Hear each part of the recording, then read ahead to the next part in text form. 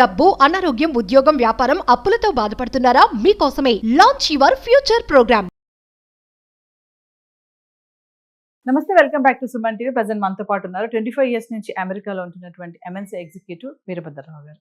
నమస్తే సార్. నమస్కారం సార్, అమెరికాలో ఉంటున్నటువంటి మన స్టూడెంట్స్ గురించి మాట్లాడుకుంటే అక్కడ వాళ్ళ లైఫ్ స్టైల్ కానీ, వాళ్ళ ఎడ్యుకేషన్ కానీ, ఎడ్యుకేషన్ చేస్తూ కొంతమంది పార్ట్ టైం జాబ్స్ చేస్తూ ఉంటారు. ఇక్కడ నుంచి వెళ్ళిన వాళ్ళు అబ్రాడ్ ఎడ్యుకేషన్, కొంతమంది లగ్జరీగా వెళ్ళిన వాళ్ళ గురించి పక్కన పెడితే ఇక్కడ అప్పులు చేసి ఈఎంఐలు ఇవన్నీ పెట్టి పంపించిన వాళ్ళ లైఫ్ స్టైల్ ఎలా ఉంటుంది అసలు? అంటే వాళ్ళ ఖర్చులు ఇవన్నీ ఎలా ఉంటాయి? అమెరికాకి వచ్చే 95% పిల్లలు మీరు అన్నట్టుగా middle class, lower middle class families నుంచి వస్తారు. ప్లస్ ఈ మధ్యకాలంలో గత 10-15 ఏళ్ళుగా కొంచెం ఫ్రీ అయిపోయి అమెరికాలో కాలేజెస్ నెంబర్ ఆఫ్ కాలేజెస్ పెరిగిపోయి వాటికి మెయిన్గా వాళ్ళ ఇన్పుట్ ఫారెన్ స్టూడెంట్స్. అది ఇండియన్స్ అవ్వచ్చు, చైనీస్ అవ్వచ్చు, ఇంకొకళ్ళు అవ్వచ్చు. సో వాళ్ళు డిపెండ్ అవుతోంది ఈ ఫారెన్ స్టూడెంట్స్ తీసుకొచ్చి ఎన్రోల్మెంట్స్ మీన్ మనీ.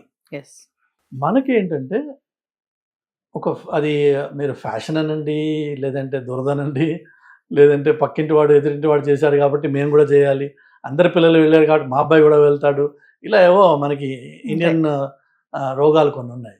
వాటి వల్ల డిగ్రీ అవ్వంగానే ఆ డిగ్రీ అయ్యే టైంలోనే ఏం చేస్తావు నెక్స్ట్ అంటే అమెరికాకి వెళ్ళిపోతారు. అది చాలా క్యాజువల్ అయిపోయింది అనమాట. ఎందుకు వెళ్తావు, ఏం చేస్తావు, అక్కడికి వెళ్ళాక చూసుకుందాం.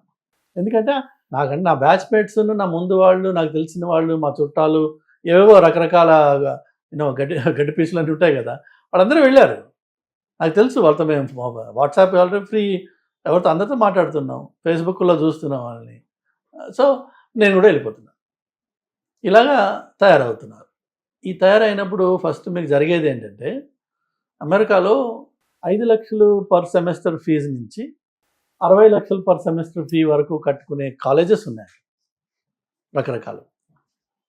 మన వాళ్ళు జనరల్గా ఈ 5-10 లక్షలు ఫీజు కట్టే కాలేజెస్ ఏవైతే ఉంటాయో mainly they are bottom of the barrel అనొచ్చు. అలాంటి కాలేజెస్కే వెళ్తాము. మెయిన్లీ మంచి కాలేజెస్కి ఇండియన్స్ వెళ్ళరా అంటే వెళ్తారు, కానీ మన మెజారిటీ ఆఫ్ ద పీపుల్ ఈ బాటమ్ ఆఫ్ ద బ్యారల్. వెళ్ళినప్పుడు వీళ్ళు ఏం చేస్తారు అంటే వాళ్ళ ఫ్రెండ్స్ సలహా తీసుకుని వీళ్ళ పేరెంట్స్ దగ్గర ఆ మొదటి సెమిస్టర్కి కావాల్సిన 5, 10, 7, 8 లక్షల అప్పులు వాళ్ళతో అప్పు చేయించో, వాళ్ళతో సేవింగ్స్ తీసుకునో, వాళ్ళతో ఏదైనా గిరివి పెట్టించో, లేదంటే బ్యాంక్ లోన్లు పెట్టించో, మొత్తానికి ఆ 10 లక్షలు ఫీజు. ఇన్ఫ్యాక్ట్ పద్ధతి ప్రకారం కూడా చూస్తే మీకు ప్రాసెస్లో ఈ ఫస్ట్ సెమిస్టర్ ఫీజు నువ్వు ఇండియా నుంచే కట్టాలి, రూపీలోనే కట్టాలి అని చెప్పి ఒక రూల్ ఉంది. ఓకే. సో అది ఎలాగో ఆటోమేటిక్గా ఇక్కడి నుంచే కట్టిస్తారు. కట్టాక అమెరికాలో కూర్చున్న దోస్తులు వీళ్ళకి అడ్వైజ్ ఇస్తారు, ఏం లేదురా వచ్చేటప్పుడు ఒక 2-3 వేలు తీసుకొని వచ్చేసాయి, నువ్వు మిగిలిన మనం ఇక్కడ చూసుకోవచ్చు అంటే వీళ్ళు ఆ 2-3 వేలు అమ్మ నాన్న దగ్గర తీసుకుంటారు. ఇప్పుడు ఈ రోజున 2-3 వేలు అంటే 2-3 లక్షలు తీసుకుంటారు, వెళ్తారు. భగవంతుడి దయవల్ల ఇంతకుముందు పెద్ద స్క్రూట్నీ ఉండేది కాదు. ఒకసారి మీకు ఆ F1 వీసా వచ్చేసింది అంటే కాగితాలు పట్టుకుని వెళ్తే వాడు ఎంట్రీ ఇచ్చేవాడు. ఇచ్చిన వెంటనే ఈ పిల్లలు వెళ్తారు కదా, వెళ్ళినప్పుడు జనరల్గా అమెరికన్ కాలేజ్కి వెళ్ళినప్పుడు స్టూడెంట్స్ కాలేజ్ క్యాంపస్లో హాస్టల్స్లో ఉంటారు. జనరల్గా ఉండాలి, ఎందుకంటే మీకు ప్రొఫెసర్ చెప్పే చదువు ప్రాబబ్లీ 10% ఉంటుంది. 90% మీ సొంతంగా మీరు లైబ్రరీలో కూర్చొని రీసెర్చ్ చేసి మీరు నేర్చుకోవాలి. ఆ టైంలో మీకు టీచింగ్ అసిస్టెంట్స్ అసిస్ట్ చేస్తారు. కావాలంటే మళ్ళీ ప్రొఫెసర్ దగ్గరికి వెళ్ళి మీరు ప్రశ్నలు అడిగి క్లారిఫికేషన్స్ తీసుకుని ఎంగేజ్ చెయ్యాలి. అప్పుడు మీరు ప్రొఫెసర్ కళ్ళలో పడతారు, ఈ పిల్లాడు ఎఫర్ట్ పెడుతున్నాడు అని. కానీ మన దగ్గర నుంచి వెళ్ళేవాళ్ళు 100% ఆ పందాలో వెళ్ళరు. వీళ్ళు ఏం చేస్తారంటే హాస్టల్లో వెళ్ళి ఉండాలి అన్నట్టయితే నెలకి $2,000, $1,500 ఖర్చు అవుతుంది. అది ఎక్స్పెన్సివ్ అయిపోతుంది. అంటే సంవత్సరానికి ఎంత అయింది మీకు? $18,000. నేను కట్టిందే $10,000 ఫీజు, దానికి మళ్ళీ 18,000 ఎక్కువైపోతుంది. అలా కాదు, మేము ఒక 4-5 స్టూడెంట్స్ కలిసి ఒక అపార్ట్మెంట్ రెంట్ తీసుకుని అందులో ఉంటాము, అందులోనే మేము వండుకొని తింటాము, దాంతో మాకు 500-600లో అయిపోతుంది. బికాస్ 4-5 ఉన్నారనుకోండి, 2,500, 3,000లో వీళ్ళు ఒక అపార్ట్మెంట్లో ఉంటూ వంట వండుకుంటూ తింటూ ఉండొచ్చు. సో ఈ 1800 కట్టే బదులు 500-600లో వాళ్ళు మేనేజ్ చేసే ప్రయత్నం చేస్తారు. అది ఫస్ట్ కాంప్రమైజ్. దీనివల్ల జరిగేది ఏంటంటే కాలేజ్ ఎన్వైరన్మెంట్లో ఉండకుండా మీరు మీ ప్రైవేట్ ఎన్వైరన్మెంట్లో ఉంటారు. ఈ 5-6లో రకరకాల అలవాట్లు, వాళ్ళ మాటలు, పద్ధతులు, నిద్ర లేచే టైము, పడుకునే టైము ఇవన్నీ ఇంపాక్ట్ చేస్తాయి మన స్టూడెంట్స్ని. అలానే ఈ సీనియర్స్ అక్కడ ఉన్నవాడు వచ్చేయమని చెప్పాడు కదా 3,000 తీసుకుని, ఇప్పుడు వాడు వీడిని పంతను తీసుకుని వీడు సాగేద్దాం, కొత్త స్టూడెంట్ అనమాట వాడికి, వీడిని తీసుకెళ్ళి ఇప్పుడు జాబ్లో పెట్టాలి. జాబ్ అంటే వర్క్, ఆడ్ జాబ్స్ అంటారు అక్కడ. ఈ ఆడ్ జాబ్స్ చేసేది ఎక్కడ? గ్యాస్ స్టేషన్స్లో, కన్వీనియన్స్ స్టోర్స్లో, అలా ఏవో చిన్న చిన్న ఎస్టాబ్లిష్మెంట్స్ ఉంటాయి. పెద్ద కంపెనీలు ఎవ్వరు కూడా వీళ్ళని హైర్ చేయకూడదు లీగలీ. ఓకే. సో ఏ వాల్మార్టో, ఏ కోల్సో, ఏ టార్గెటో వాళ్ళు వీళ్ళని హైర్ చేయరు. వీళ్ళని హైర్ చేసేది ఎవరంటే mom and pop stores, mainly మన ఇండియన్ స్టోర్స్. వాళ్ళు వీళ్ళకి $7, $8 ఇస్తారు పర్ అవర్. సో అది సంపాదించుకుని దాని ద్వారా బతుకుతూ అదే అమౌంట్ తోటి వీళ్ళ ఫీజులు కూడా కట్టుకుంటూ వీళ్ళు ఒక పక్కన నామమాత్రమైన మాస్టర్స్ చేస్తారు. కాగితం ఉంటుంది, పెద్ద ఎఫర్ట్ ఉండదు. వాళ్ళకి మెయిన్ ఏమవుతుందంటే స్టూడెంట్గా ల్యాండ్ అయ్యి ఈ మెయిన్గా వాళ్ళు ఆ సైడ్ ట్రాక్లో పడతారు, which is that art job. ఈ ఆర్ట్ జాబ్ ఏదో ఒక డబ్బు వస్తుంది కదా చేతికి, $8-7 పర్ అవర్ ఇస్తున్నాడు కదా, డబ్బు చేతికి వస్తుంది అనగానే దానికి తోడు మనకి కోరికలు, ఎంజాయ్మెంట్, ఇంటికి పంపించాల్సింది, మన దగ్గర ఉంచుకోవాల్సింది, ఇవన్నీ మొదలైపోతాయి కదా. సో అది మెయిన్ ట్రాక్ అయిపోతుంది.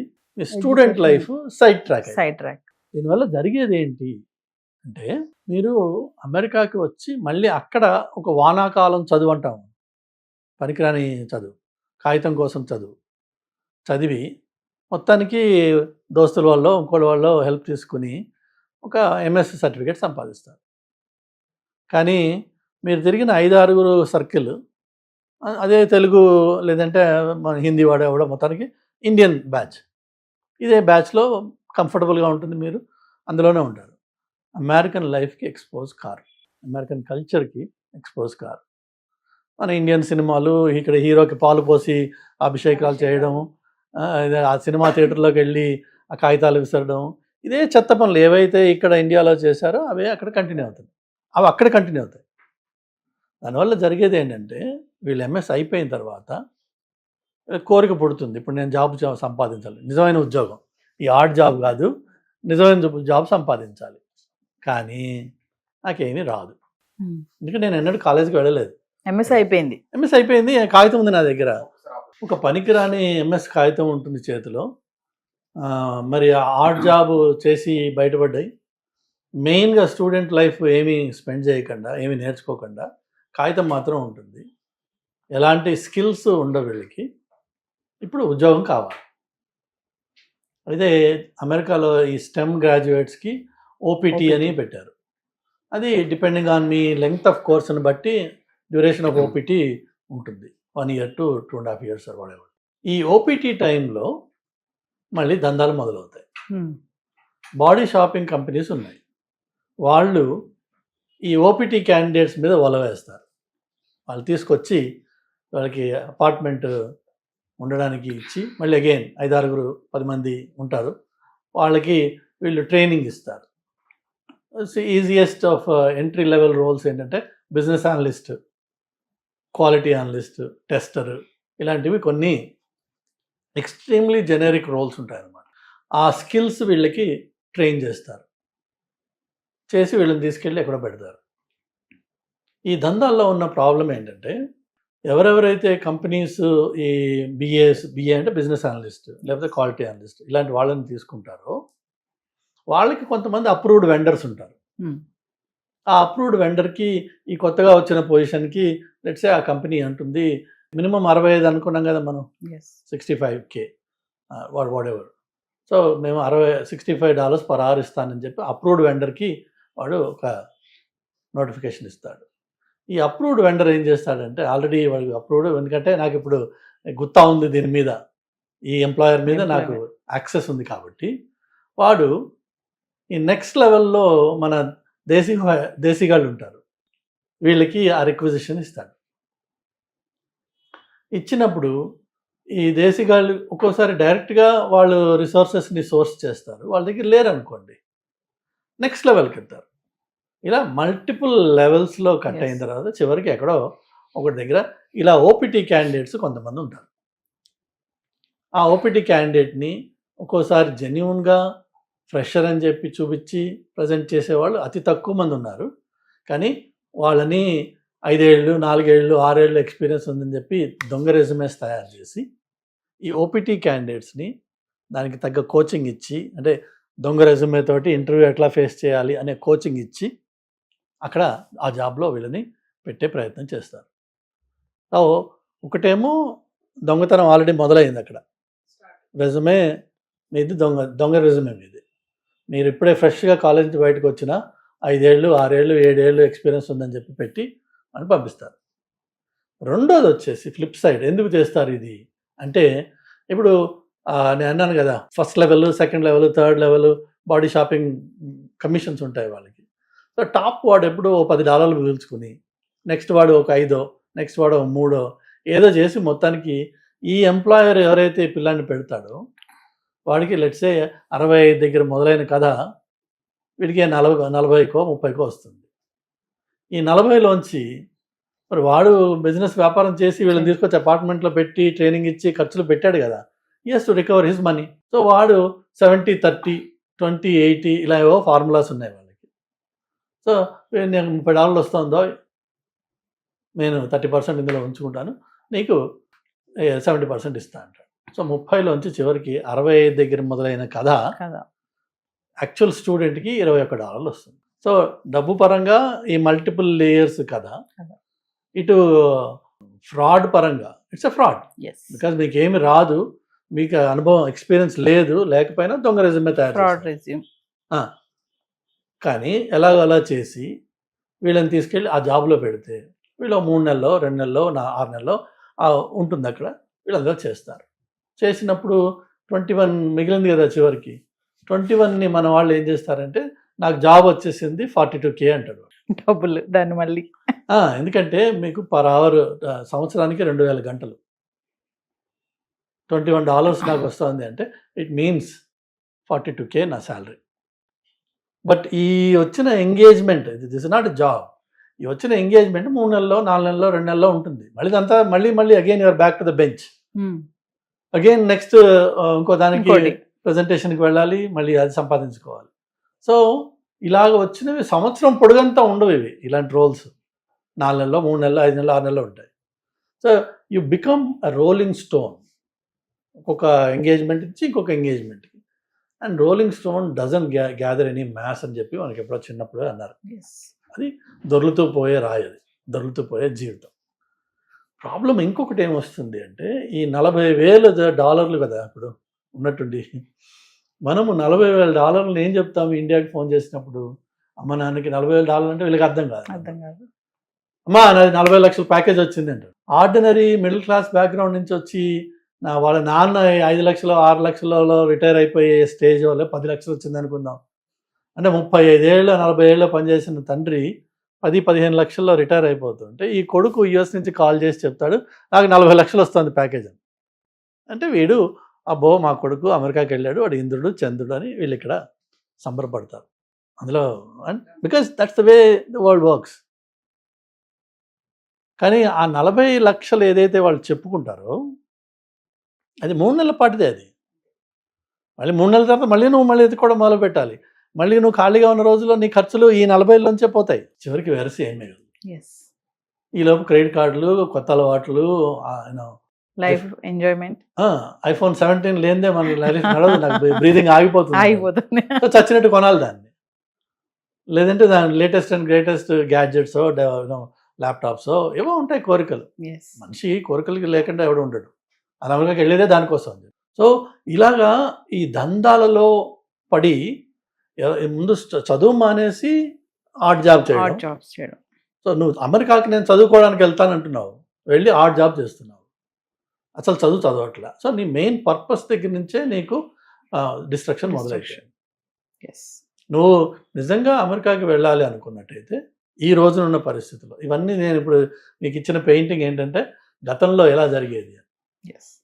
ట్రంప్ గవర్నమెంట్ వచ్చిన తర్వాత వాళ్ళు చేసింది ఏంటంటే స్టూడెంట్ అనేవాడు ఎవడు కూడా ఈ ఆడ్ జాబ్స్ చేయకూడదు. చేయకూడదు. వాళ్ళు ఎంప్లాయీ వర్క్ ప్లేస్లో రైట్స్ చేసి చాలామందిని అరెస్ట్ చేయడం, అలానే ఎవరైతే వీళ్ళని హైర్ చేశారో వాళ్ళని పనిష్ చేయడం ఇవి Yes. జరిగాయి. సో ఆ మొదట్లో ఆ వేడి అవన్నీ చూసి చాలామంది స్టూడెంట్స్ని తీసేశారు. అయినా కొద్ది గొప్ప నడుస్తున్నాయి అవి. మొత్తం అది 100% వైపౌట్ అయిపోలే. కానీ ఇప్పుడు కొత్తగా వెళ్ళే వాళ్ళకి అవకాశాలు లేవు. లేవు. వీళ్ళకి భయం ఉన్నది, మన పిల్లలకు కూడా భయం ఉంటుంది. అక్కడ లోకల్గా కూడా ఎంప్లాయర్స్ వదినైనా స్టూడెంట్స్ని పెట్టుకుని మేము మళ్ళీ పరిశ్రమలు పడం మేము అని చెప్పేసి వాళ్ళు అంటున్నారు. దానివల్ల జరిగేది ఏంటంటే మీకు ఇప్పుడు అమెరికాకి వెళ్ళాలన్నట్టయితే ఒక 40 లక్షలు ఖర్చు అవుతుంది అనే కాలేజీకి మీరు 40 లక్షలు పెట్టగలరా ఫీజు? నెంబర్ 1 అంటే 100% ఆ ఫీజుని మీరు ఫైనాన్స్ చేయగలరా లేదా మొట్టమొదటిది. రెండోది వచ్చేసి అక్కడ 2 ఏళ్ళో 2.5 ఏళ్ళో సంవత్సరంన్నరో ఎంత ఉండాలో ఆ టైంలో మీకు కావాల్సిన stay, food and other expenses ఈ 3 కలిపి యావరేజ్లో నలుగురితో కలిసి ఉన్న ఒక $1000 ఖర్చు అవుతుంది అనుకుంటే మీకు 2 years ఉండాలంటే $24,000. ఎస్. ఇప్పుడున్న లెక్క ప్రకారం 24 lakhs. ఇటు 40 లక్షల ఫీజు, అటు 24 lakhs మీ ఉండడానికి మీ ఖర్చులు, 64 లక్షలు ఖర్చు పెట్టి అమెరికాకి వెళ్ళి నువ్వు మాస్టర్స్ చేయదలుచుకుంటే వెళ్ళచ్చు.